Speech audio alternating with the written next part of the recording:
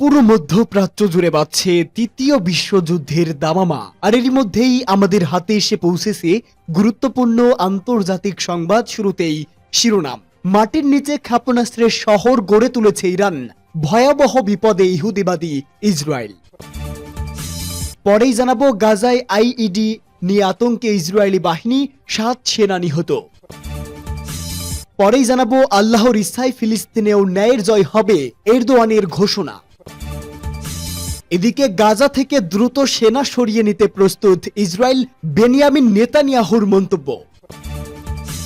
এবং সর্বশেষ জানাবো ক্যালিফোর্নিয়ার দাবানল ঠেকানোর কাজে সাহায্য করতে ইরানের প্রস্তুতি ঘোষণা। এতক্ষণ শুনছিলেন সংবাদ শিরোনাম, এবারে বিস্তারিত। তবে তার আগে প্রতিদিনের আপডেট আন্তর্জাতিক সংবাদ সবার আগে পেতে ভিডিওটিতে একটি লাইক দিয়ে চ্যানেলটি সাবস্ক্রাইব করার অনুরোধ রইল। মাটির নিচে ক্ষেপণাস্ত্রের শহর গড়ে তুলেছে ইরান। সবার চোখ ফাঁকি দিয়ে মাটির নিচে ক্ষেপণাস্ত্র শহর গড়ে তুলেছে ইরান। সম্প্রতি এর ভিডিও প্রকাশ করেছে দেশটি। এতে উদ্বেগে পড়েছে তেহরানের চিরশত্রু ইসরায়েল। কারণ দশকের পর দশক ধরে ইরানের সঙ্গে ছায়া যুদ্ধে লিপ্ত তেল আবিব সম্প্রতি ছায়া যুদ্ধের খোলস ছেড়ে একে অপরের ভূখণ্ডে সরাসরি হামলা ও পাল্টা হামলা চালাচ্ছে দেশ দুটি। উত্তেজনাকর এমন পরিস্থিতির মধ্যেই ক্ষেপণাস্ত্রের শহরের ভিডিও প্রকাশ করল খামেনির দেশ ইরান। প্রকাশিত ভিডিওতে দেখা যায় ভূগর্ভস্থ শহরটির দুপাশে থরে থরে সাজানো বিভিন্ন পাল্লার ক্ষেপণাস্ত্র। এর মাঝখানে সিনেমাটিক ওয়েতে সামরিক গাড়ি নিয়ে প্রবেশ করছেন ইসলামিক রেভলিউশনারি গার্ড কোর আইআরজিসির commander major general Hossein Salami ও brigadier general Amir Ali Hajizadeh. ইরানের সংবাদ মাধ্যম মেহর নিউজ জানিয়েছে, অনেক আগেই এই ক্ষেপণাস্ত্রের শহর নির্মাণ করা হয়েছে। গত অক্টোবর ও এপ্রিলে ইসরায়েলের বিরুদ্ধে ইরান যে অভিযান চালিয়েছে তার একাংশ পরিচালিত হয় ভূগর্ভস্থ এই ক্ষেপণাস্ত্র ঘাঁটি ব্যবহার করে। এখানে কি কি ধরনের ক্ষেপণাস্ত্র রয়েছে, সেগুলো কোন পাল্লার, সেই সম্পর্কে কোনো তথ্য দেয়নি তেহরান। আর মাত্র এক সপ্তাহ পরই যুক্তরাষ্ট্রের প্রেসিডেন্ট হিসাবে ক্ষমতা গ্রহণ করবেন ডোনাল্ড ট্রাম্প। ট্রাম্প হোয়াইট হাউসে পা রাখলেই তেহরানের সঙ্গে পশ্চিমের সম্পর্কের সমীকরণ কঠিন হয়ে যাবে বলে মনে করছেন বিশ্লেষকরা। ধারণা করা হচ্ছিল ইরানের উপর কঠোর নিষেধাজ্ঞা আরোপ করবেন ওই রিপাবলিকান নেতা, কিন্তু ট্রাম্প কোনো পদক্ষেপ নেওয়ার আগেই ক্ষেপণাস্ত্রের শহরের ভিডিও প্রকাশ করে ট্রাম্প প্রশাসন ও তার ঘনিষ্ঠ মিত্র ইসরায়েলকে উদ্বেগের মধ্যে ফেলে দিলেন মধ্যপ্রাচ্যের দেশটি। গাজার আইইডি নিয়ে আতঙ্কে ইসরায়েলি বাহিনী, 7 সেনা নিহত। গাজায় 2023 সালের অক্টোবর থেকে ইসরায়েলি সেনাবাহিনীর ছোড়া হাজার হাজার অবিস্ফোরিত গোলাবারুদ ছড়িয়ে ছিটিয়ে আছে। এক প্রতিবেদনে এমনটাই জানিয়েছে ইসরায়েলি সংবাদ মাধ্যম। নাম প্রকাশে অনিচ্ছুক ঊর্ধ্বতন কর্মকর্তাদের উদ্ধৃত দিয়ে ইসরায়েলি সংবাদ মাধ্যম চ্যানেল 24 জানিয়েছে, ইসরায়েলিরা অবিস্ফোরিত গোলাবারুদ ব্যবহার করে এক্সপ্লোসিভ ডিভাইস তৈরি করছে কিনা। এতে উত্তর গাজায় 3 ইসরায়েলি সেনা নিহত হয়েছে তা জানতে ইসরায়েলি সেনাবাহিনীর সম্প্রতি একটি তদন্ত শুরু করেছে। গত 8 জানুয়ারি ইসরায়েলি সেনাবাহিনী ঘোষণা দিয়েছে, উত্তর গাজার বেইত হানুনে একটি ট্যাঙ্কের নিচে আইইডি বিস্ফোরণে 3 সেনা নিহত ও 3 জন আহত হয়েছেন। এছাড়া রোববারের এক প্রতিবেদনে তুর্কি গণমাধ্যম জানিয়েছে, গাজায় প্রতিরক্ষা বোমার বিস্ফোরণে ইসরায়েলের 4 সেনা নিহত হয়েছে। প্রতিবেদন অনুসারে ইসরায়েলি সেনাবাহিনী গাজায় হাজার হাজার গোলাবারুদ নিক্ষেপ করেছে। যুদ্ধ শুরু হওয়ার পর থেকে কেবল বিমান বাহিনী প্রায় 30,000 বোমা ফেলেছে উপত্যকাটিতে।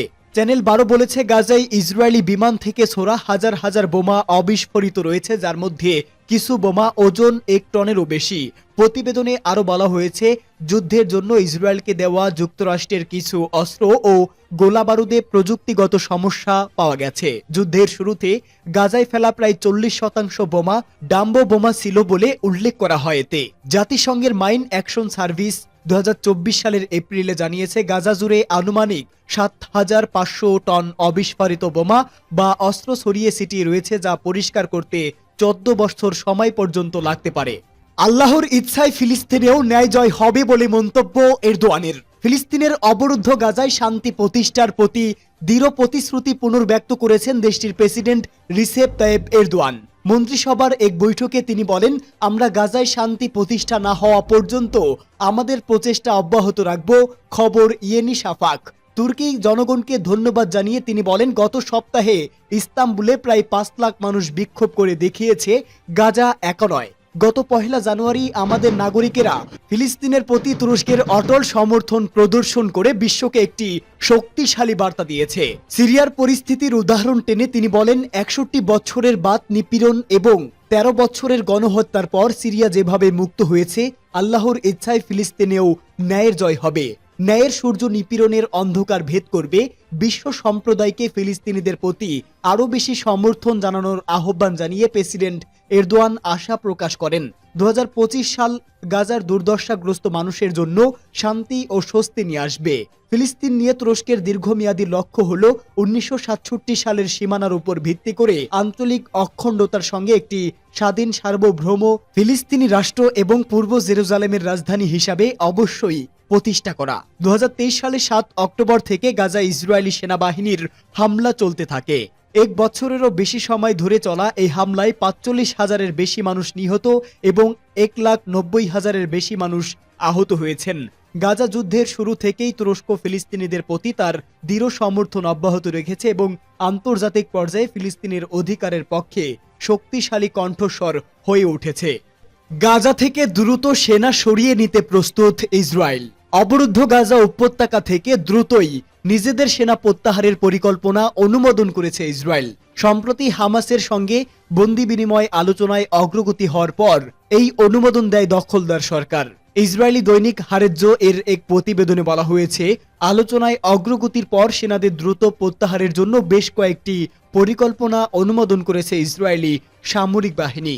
পরিকল্পনাগুলোর মধ্যে নেটজারিম করিডর ব্যবহার করে সেনা প্রত্যাহারের প্রস্তাব অন্তর্ভুক্ত ছিল, যা গাজাকে 2 ভাগে বিভক্ত করে। যদিও গাজায় এরই মধ্যে ব্যাপক অবকাঠামো ও অবস্থান গড়ে তুলেছে ইসরায়েলি সেনাবাহিনী, তবুও তারা বলছে যে তারা তাদের সেনা সরিয়ে নিতে প্রস্তুত এবং সরকারের সঙ্গে ফিলিস্তিনি প্রতিরোধ গোষ্ঠীর যে কোনো চুক্তি দ্রুত বাস্তবায়ন করবে। তবে ইসরায়েলি সেনাবাহিনী ঠিক কবে নাগাদ তাদের সেনা সদস্যদের গাজা থেকে সরিয়ে নিবে সে বিষয়ে কোনো তথ্য জানায়নি ইসরায়েলি সংবাদ মাধ্যম। ক্যালিফোর্নিয়ার দাবানল ঠেকানোর কাজে সাহায্য করতে ইরানের প্রস্তুতি ঘোষণা। মার্কিন যুক্তরাষ্ট্রের ক্যালিফোর্নিয়ায় ছড়িয়ে পড়া ভয়াবহ দাবানল প্রতিহত করার কাজে মানবিক ত্রাণ পাঠাতে নিজের প্রস্তুতি ঘোষণা করেছে ইরান। ইরানি রেড ক্রিসেন্টের প্রধান পীর হোসেন কালিভান্দো আমেরিকার রেড ক্রিসের প্রধান নির্বাহী কর্মকর্তা ক্লিপ হোলজের কাছে লেখা এক চিঠিতে এই প্রস্তুতি ঘোষণা করেছেন।